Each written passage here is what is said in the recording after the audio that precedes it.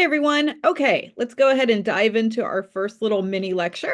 But before I do, I just want to give you a couple reminders about sort of how this works. If you were in an in-person class with me, I would be giving you a lecture very much like this, but in addition to that, would be watching a lot of other stuff like YouTube videos for supplemental information and examples, and also like full length feature films and things like that. And so even though I'm giving you this lecture, it's only like sort of like one part of other things that I want you to see. So make sure that you check out all of that stuff. There are links to additional supplemental videos you can find on your syllabus. Maybe I'll have some things also posted on eCampus.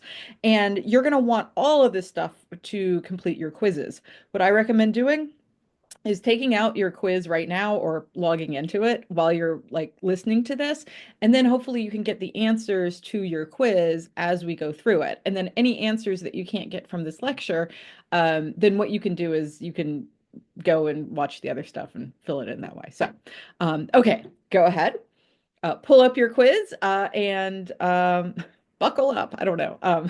So today we're going to be talking about mise en scène. This is the first lecture of a larger unit on various different film techniques. And, there's absolutely no way I can cover all of the different techniques in film. It's really just supposed to be sort of an introduction, but you might want to know some information about ones that we don't talk about. And what I would recommend doing is looking at the vocabulary list that I have to kind of help you think about things that you can talk about for your show and tells that you're going to be posting, and look up what those words mean. I mean, it's not hard to teach yourself the language that people use to describe the different things happening in film. And luckily, because you've been watching film all your life, you have sort of an innate understanding of what these things look like and how they mean. I'm just trying to, in this class, give you that a more sophisticated language for talking about this stuff, but also sort of appreciating what goes into it and how these elements all combine. So,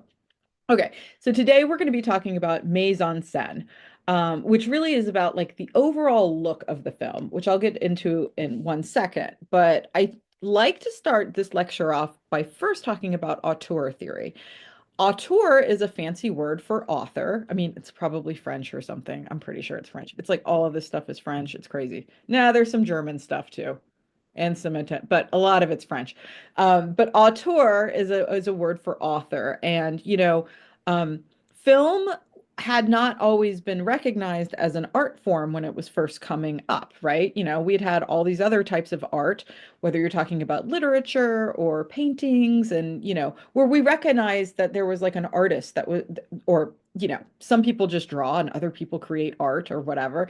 Well, around the 1960s, people started to have a greater appreciation for the fact that filmmakers too can be like an artist, an author, where there are certain elements that you can see across their entire body of work.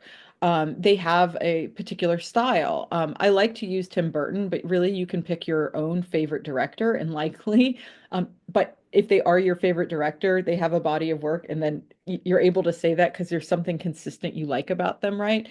But Tim Burton's a fun one to think about because his style is so kind of funky, right? And different and obvious, in my opinion. There are certain things, no matter what sort of genre he's doing, whether it's, a superhero movie like Batman, or maybe something a little bit more like dramatic, like Big Fish, or creepy or humorous, like, oh, I was just thinking, Big Top Pee-wee, that you can see across all of these things. He exaggerates certain things. He uses a lot of expressive lighting, there's a lot of darkness. He likes eyes. Like, I know that's kind of a weird thing to say, but if you've seen any Tim Burton movie, you know what I'm talking about, right? He casts actors with interesting eyes, the makeup, right? The costuming, all of the props I've seen, right? He's very interested in eyes, and those that sort of manifest in a lot of different ways. The music even has like a certain quality, right? And those are just some examples of his sort of like interesting, whimsical, exaggerated style that you can see across all these movies and really make him sort of an auteur. Like, that's his fingerprint. Um, And the reason I think that's a good setup for kind of what we're talking about today is because I really think that mise en scène is where you see an auteur, right? They do certain things consistently with all of these different elements, and it really is all these elements: costumes, makeup, lighting, sound, music, right? That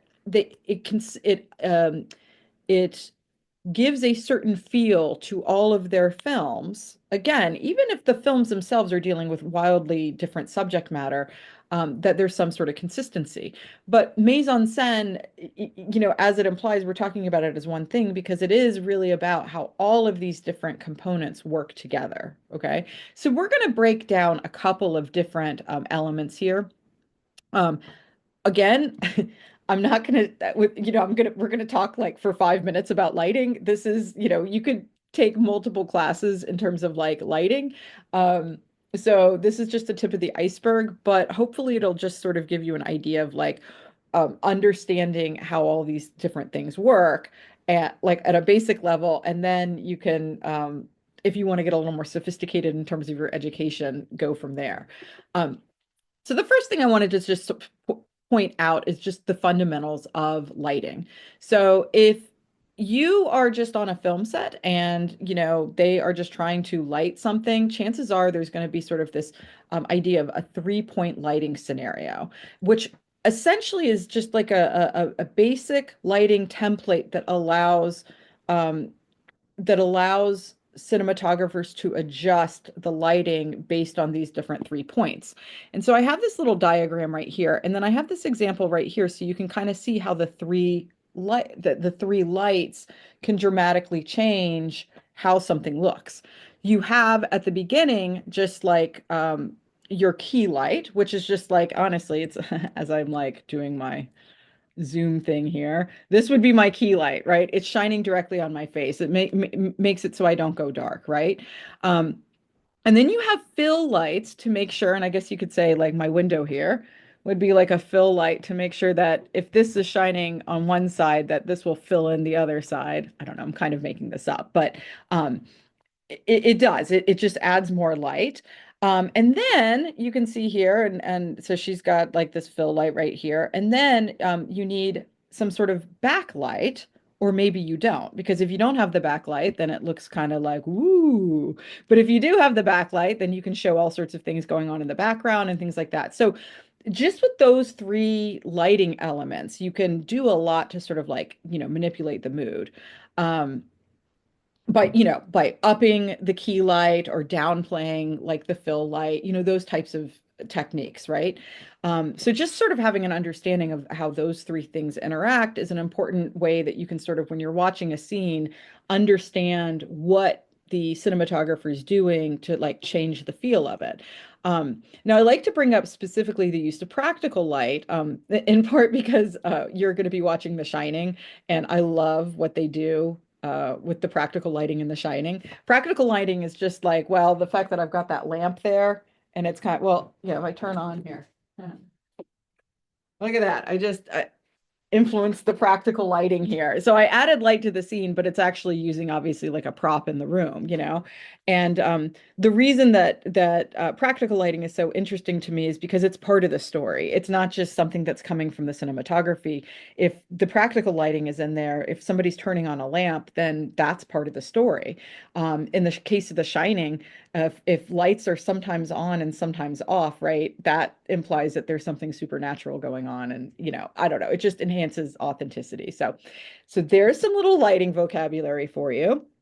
Um, More specifically, thinking about how the manipulation of the key light versus the backlight and things can influence the mood, here's some things that you're probably used to seeing and probably has an emotional effect on you, but you've never really thought about it that much. So, we just talked about the key light, the thing on your face, right? If there's a low key lighting, it means the background is underexposed compared to the lighting on the foreground of the actors' faces. So this is like the classic camp scenario where, God, maybe I should do this lecture from Zoom all the time, right? You know what I'm talking about? Like the creepy, like only part of the face is lit up or whatever. That's like a low key lighting scenario. And yeah, it's supposed to be creepy, right? It shows sort of like these weird details on the face, and then you don't really the background is kind of uncertain and schemy, right? Um, so you would use that in things like, of course, like the Joker, or if you're trying to like sort of characterize some sort of like villain, right? High key lighting is actually overexposure. This is where things sort of seem dreamlike because everything is sort of diffused in the background. You see high key lighting used a lot in fantasy, dream sequences. It doesn't necessarily, you'll see high key lighting used in The Shining too, and it's not necessarily, it's not necessarily a dream sequence, right? High key lighting can also be creepy too, but it is sort of, it carries with it supernatural elements, right? So those are some other things to look for in terms of how those te techniques are used in different films that you've been watching. But most often than not, you probably are. It doesn't mean that there's always this sort of like crazy um, contrast going on. A lot of times, lighting is just supposed to be normal. A lot of times, cinematographers don't necessarily need you to be feeling anything because of the lighting. Otherwise, these techniques wouldn't even have such an impact, right? So, a lot of times, what we have is just normal lighting where they're going for realism, right? And not trying to make any sort of dramatic statement. This is a video that actually I'm not gonna if we were in class together, I would show it to you, but just another thing that I think is really interesting related to low-key lighting. Chiaroscuro is a technique that is like kind of like low-key lighting on steroids. It's this technique that really emphasizes the contrast between black and white, between light and dark. And actually, it's based on a painting technique where, the background of all paintings sort of start as black, and then the canvas is black, and then you start adding on as if like that is real life, as if we were all sort of like in the dark, right? And then light comes in, and it's kind of, but it's a very dramatic sort of way of filming things. Expressionism and film noir, if you've heard of any of those things, they rely heavily on this lighting technique. Um, but again, just something that you might want to read into a little bit more if you're interested in that kind of thing. Okay, and moving on. Now we want to talk about another component of mise en scène, or the overall look, which is composition. So composition is how things are structured in the frame. So again, looking at my Zoom thing, if I start zooming over here because I want you to see the chickens walking around in my back porch, then they're actually not there. I don't think so. Oh, but there is. Oh no. Let me see. Yeah. If, or maybe I want to do this so that you can see the cat sleeping. You see that? There's a cat sleeping. So these are all manipulations of composition. And a very important rule of composition is what's called the rule of thirds.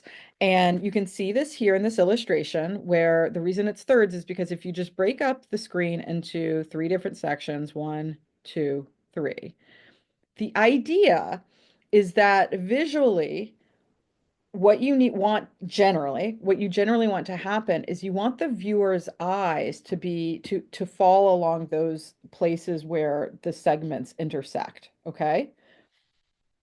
So you would think, just like I'm zooming right now, that like center is what you always want. And by the way, this works for photography too. If you want to take nice pictures, it's a good rule to not actually always put things in the center, but always have a little bit of what we call like negative space off to the side, because visually it's more interesting. It grabs people's eye, it makes them want to look at things. And think about it, if you are a cinematographer and you're trying to capture people's imaginations, right? And fit you have this setting, you have this whole scene, right? There's things to show, even if it sort of operates on people's subconscious and they're mostly paying attention to the character. So yeah, if you start paying attention to this. Now, I'm going to get to why we break this rule in a little bit, but you will see more often than not, people aren't completely centered. One of the reasons is because centering things is kind of creepy. It actually, when you see people centered, this is when the rule of thirds is broken, right? And you just smack somebody straight dab in the middle, the symmetry almost ironically is sort of off-putting. It doesn't reflect reality, really, if you think about it and how our eyes sort of see things. It feels unnatural. But some other things that you can do to sort of play with the composition is filling the frame. Like normally you'd say, right, there's probably like maybe one or two characters. A lot of times it's characters just, we're cutting from one to another, things like that. But here's like this great scene from Pulp Fiction where a lot was going on. Basically, like everybody has a gun pointed at each other. And obviously, people having a gun pointed at each other is what can make things feel chaotic. But in addition to that, having all of these things going on in this one frame really makes adds to that feeling of stress, right? So that was a technique where kind of flooding the composition adds to that feeling of pressure. And similarly, intense close-ups. You can see these lips up to the microphone. It's kind of like, yeah, it's like those lips, they are so close. And it is so chaotic and overwhelming because these things are taking up all of the space in the frame and there's really nothing there's nothing left. So these are all ways that when people don't really adhere to the rule of thirds and they try to put too much in or make things too symmetrical, it can affect our perception of things. Likewise, close-ups and long shots, right?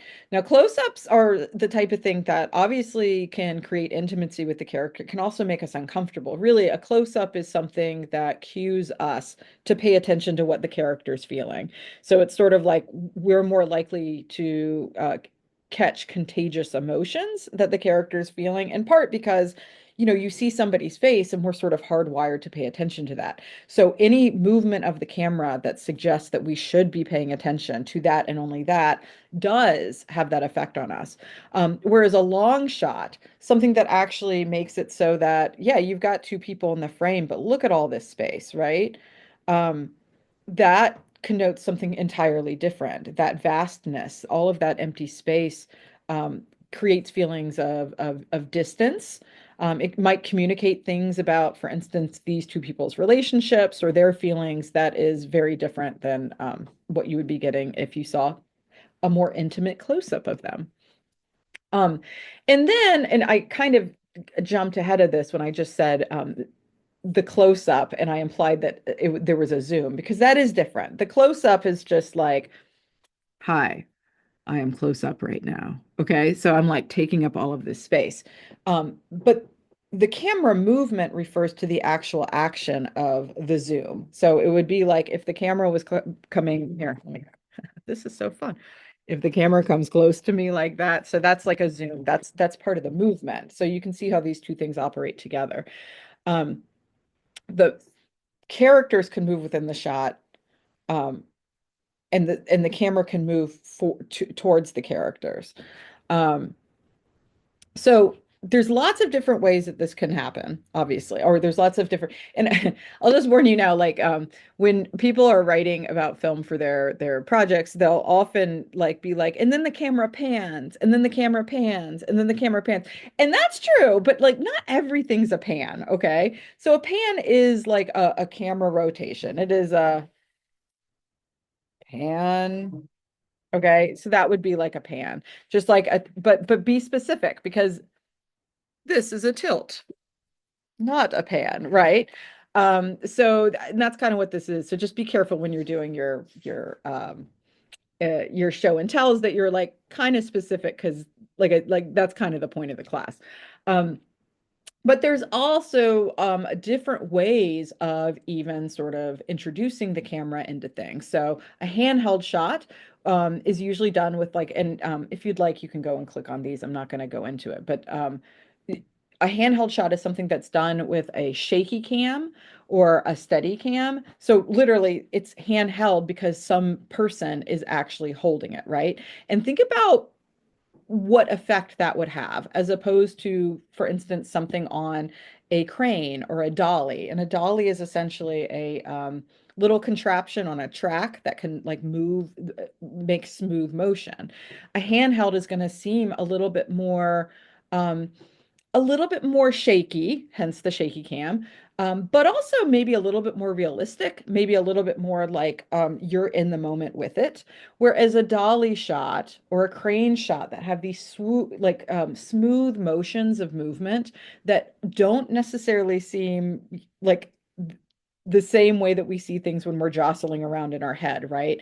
They might be better for, shots conveying something more supernatural or something more wistful or, or grand, right? So these movements sort of also influence like our perception of actually what's happening. The dolly shot, just so you know, was something that is something that the movie that you're going to watch is like very well known for. There's a tracking shot actually specifically, and a tracking shot is, as you can imagine, when the camera is actually sort of like following someone. But in this case, there's a very famous scene. Do I have a picture in here? I do. No, I can't believe I don't have that. Well, you'll know when you see it. There's a very famous scene in The Shining of Danny, and he's the little boy and he's on this tricycle, and he's on the tricycle and he's going around the hotel and he's being tracked, so you're sort of following him, and that following motion has a lot of different effects, right? Because it's like when somebody's being followed anyway, like that's creepy, right? People don't like to be followed, and you're aware that like Danny doesn't know he's being followed. Oh, sorry, cuckoo clock. But also it's a very smooth motion, right? And this film that you're going to watch takes place in a haunted hotel, and Kubrick was sort of very well known for revolutionizing this. So just pay close attention to it and everything. Okay. Um, Setting and props. Again, we're just going through some random mise en scène elements here. So you probably know what the setting is, right? It's the same setting that you would be talking about if this was a literature class, for instance. But of course, the setting in films is all visual, right? It could be something that's on a set. It could be something that takes place outside, like Westerns. One of the big things that Westerns introduced to film was it was like a genre that was made like outside, like up until that point, most films have been made in sort of a studio, and all of a sudden, Westerns brought um, this setting that was actually outside, and it sort of like affected Americans' imagination, and we wanted like more of that setting. It affected the genre, affected the setting affected the genre. Um, and different types of props. Now, there's a lot to talk about in terms of setting and props in The Shining, which you'll be watching, because really the antagonist in this film is the setting, right? The as I mentioned before, what you're going to be watching is a film about a haunted hotel. And so the hotel itself is very, very important to the story. And this is a type of movie that every time you watch it, you can notice weird things happening within the setting and with different props. You can pause it and then you can look back later and something will have moved. There's a scene where there's a chair and then they cut away to talk, during a dialogue with another character. When they cut back, the chair is missing. So setting and props is like really super important in this show. There's also some really interesting things. Um, in terms of right here, I have a little the camera is helping you move with the characters, and so you get sort of a sense of how the hotel is laid out because you can see a character, oh, he's going into this room. But then you realize, for instance, when he's in this room, that he's walked into a place that can't have windows because you just saw him walk from this place that was a hallway, and all of a sudden it's got a window there. It's very disorienting, and you could say like, oh, well, that's like a very bad use of setting. But in this story, it's very deliberate, right? The setting is supposed to be somewhat confusing. And the way that that's communicated is not just with the setting itself, but as I alluded to, it also has to do with things like camera movements and things like that. So some things to pay attention to. I already mentioned like the practical lighting. Pay attention to tilted lamps, the impossible architecture. There's a lot of Native American motifs in The Shining as part of the props, and that plays a very important role in terms of like establishing what the theme of this movie is. And also think about color, how color is used, especially red, but not just red. Red, green, the colors are used in very meaningful ways. Those are also really important decisions that were made for the setting and the props in here. Um, and yeah, I mean, honestly, I just kind of previewed this. These are all images, scenes from The Shining. I'll give you like a quick little overview of the film before you watch it. So I won't say much more about it here, except here are some really impactful images of things that stick out about the scene from The Shining for me. And I'm looking forward to hearing what you think about it in your quizzes and stuff too. So. But that's it for today. Congratulations. First lecture. What is it? First lecture in the hole? I don't know. One lecture down. Lots to go. Well, that's not very optimistic. Okay, I'll stop. Bye.